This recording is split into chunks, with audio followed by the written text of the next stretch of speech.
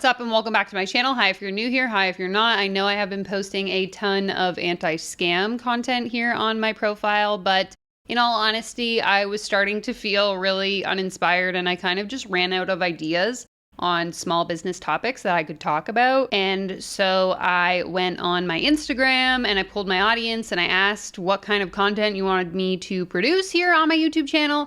And you guys did not mess around. So thank you so much.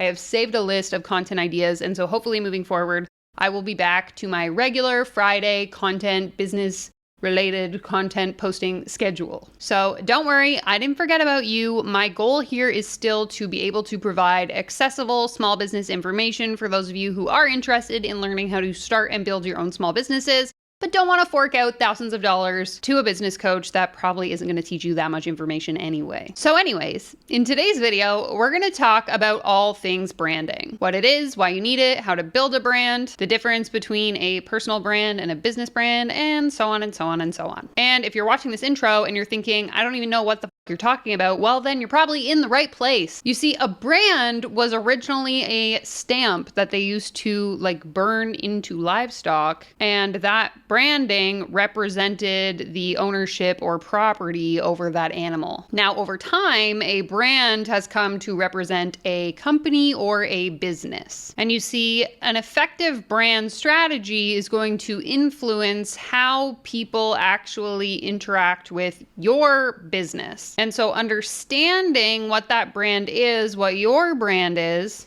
going to enable you to create this public identity that best aligns with your business's goals. And ultimately, understanding this is one of the key things that differentiates those brands that are successful and those that aren't. And so in this video, I'm going to be giving you a complete overview of all things branding. And so if that sounds good to you, be sure to give this video a thumbs up, subscribe to my channel, and let's go ahead and jump right in.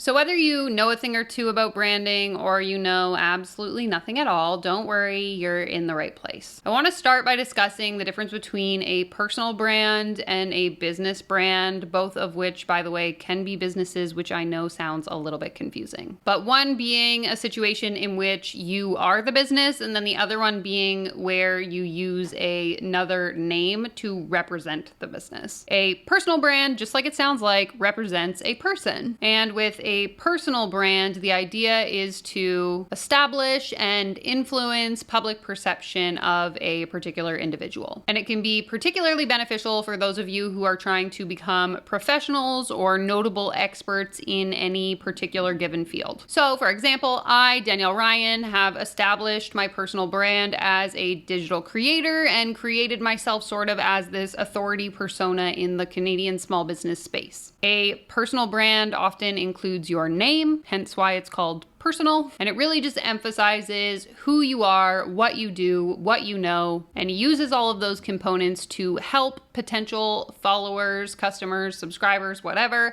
decide whether or not their interests and them as individuals aligns with the things that you talk about or share about or teach about in your personal brand. And since a personal brand showcases you as a person, you can really use it as a means of demonstrating your personality. And consumers might be more likely to be able to relate to you because you are a human just like them. And generally speaking, I think that consumers tend to trust personal brands a lot more than they do business brands. Meaning that as a personal brand, it is much easier to build authority and gain trust with people than it might be if you were operating under a business name. And this often means that personal brands can have much more impact and influence on people's behaviors and their decisions because the audiences often feel much more connected with personal brands than they do with business brands. And I think it's also important to note that a personal brand is much more flexible in its ability to change just because as individuals, it's kind of expected that as time goes on, our interests will change and the things that we are doing will change, and that your priorities and interests sort of just evolve as your life progresses. So for example, I started my personal brand back in 2016 under the guise of Danielle Does Adult, and I was essentially just sharing my story, navigating my mid to early 20s, as an adult living my life. Then a couple of years later, I decided to quit my job. I started my yoga business, and my personal brand sort of evolved into this more like yoga sort of lifestyle thing. And then in 2022, I transitioned out of that business into the small business space.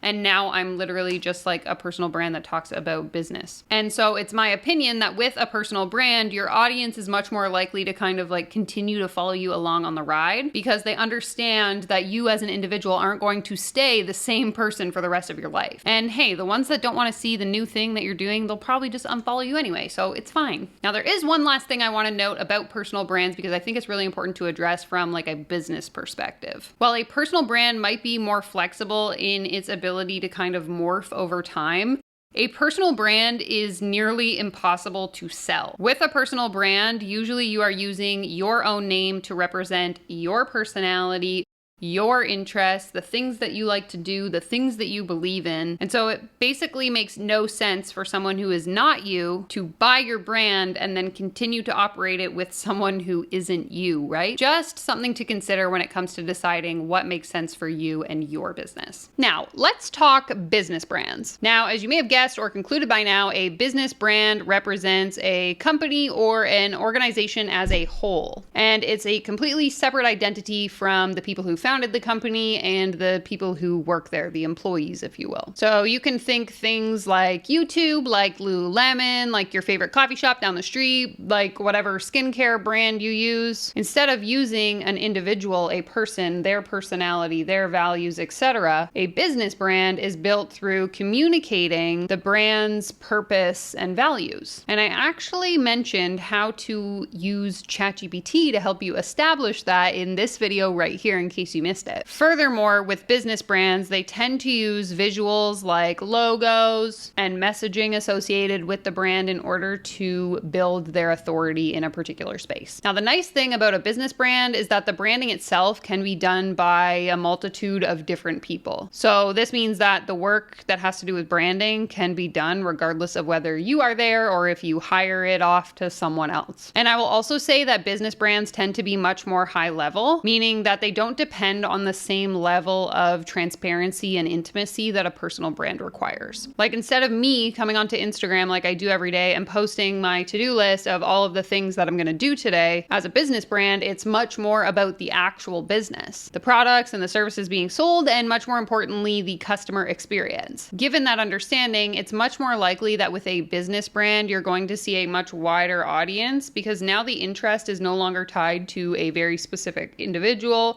and their very specific personality and interests. Now, to counter that point, it is also important to note that with business brands, there's often a lack of personal connection, which can in turn make the business more susceptible to competition and customer churn. Like, it's much more difficult to have that kind of high-level customer loyalty when it's a business brand versus a personal brand where they feel like they have that personal connection. Again, just all things to consider when it comes to deciding which kind of brand makes sense for you and your business. So how do you choose which one is right for you and your business? Well, first of all, I think it's really important for you to consider what your business is and what it is you're selling. Generally speaking, if you have a product-based business, you are most likely going to have a business brand that is separate from you as a person.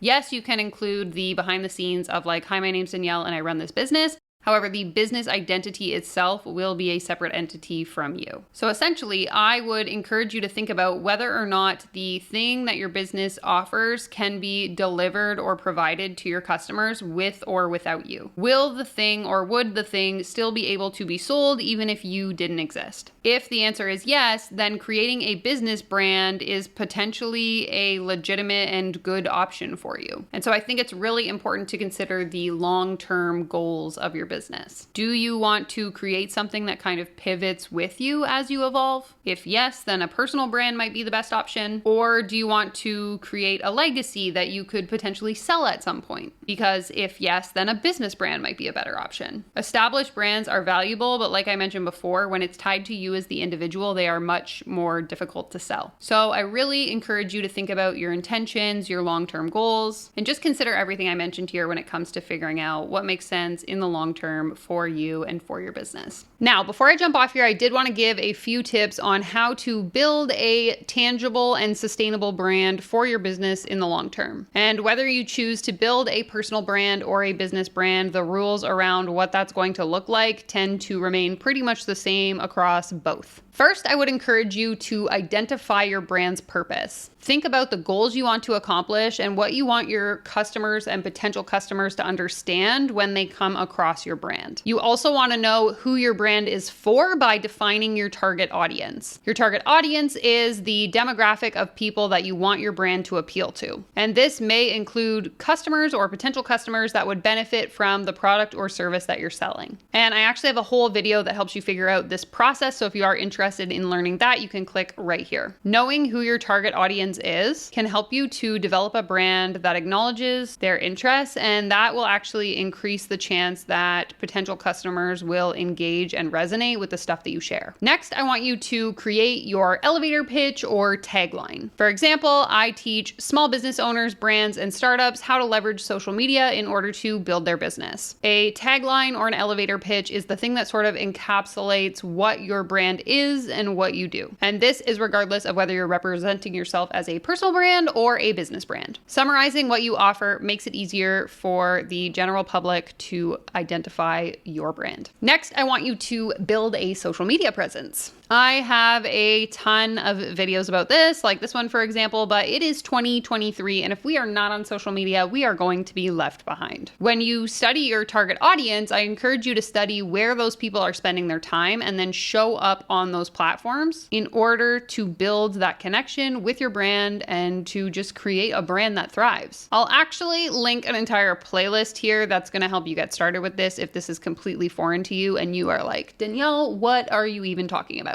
Lastly, and usually the most fun part that people tend to focus on a little too much, in my opinion, is designing the brand materials. If you plan on promoting your brand across multiple platforms, so websites, social media, and newsletters, it's important for your identity or the identity of the business to be easily distinguishable across the competition. And you also want to make sure that you're sending a consistent message across audiences. So this is going to include things like your logo, your brand colors, and again, that tagline that we talked about earlier. Hopefully, by following these tips, you feel better equipped to build the brand and the business that you desire. As always, my comments are open if you have questions or suggestions for future videos. Be sure to give this video a big thumbs up if you found it helpful. Subscribe to my channel. You can follow me over on Instagram and TikTok, where I share daily small business tips. And I will go ahead and leave you with this video right here next.